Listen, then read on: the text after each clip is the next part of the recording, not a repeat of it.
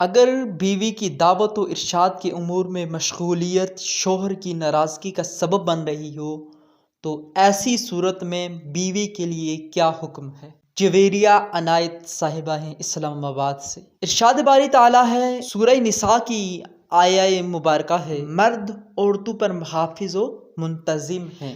مرد عورتوں پر محافظ و منتظم ہیں۔ مذکورہ آیہ مبارکہ کے مطابق بیویاں شوہروں کی ماتحت ہیں، لہٰذا وہ گھر سے باہر جانے کے لیے اپنے محافظ اور منتظم سے اجازت لیں گی۔ حضرت حشرج بن زیاد سے روایت ہے کہ ان کی دادی صاحبہ رسول اللہ صلی اللہ علیہ وسلم کے ساتھ غزوہ خیبر میں نکلیں۔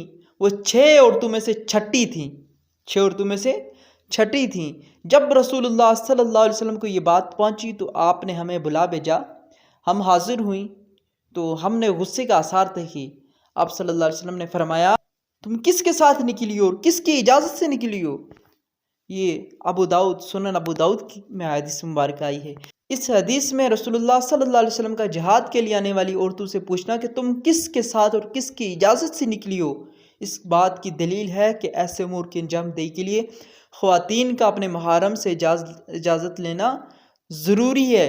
اس لیے اگر شوہر اپنی بیوی کو دعوت اور ارشاد کے امور کے لیے گھر سے باہر جانے کی اجازت نہ دے تو بیوی کو اس سے رک جانا چاہیے۔ شوہر کی ناراضگی کے باوجود بیوی کا دعوت و تبلیغ میں مشغول رہنا شوہر کی ناراضگی کا باعث بن رہا ہو تو بیوی کے لیے باعث مذمت ہے۔ واللہ ورسولہ عالم بالصواب۔ مفتی محمد شبیر قادری، دارالافتاء منہاج القرآن انٹرنیشنل۔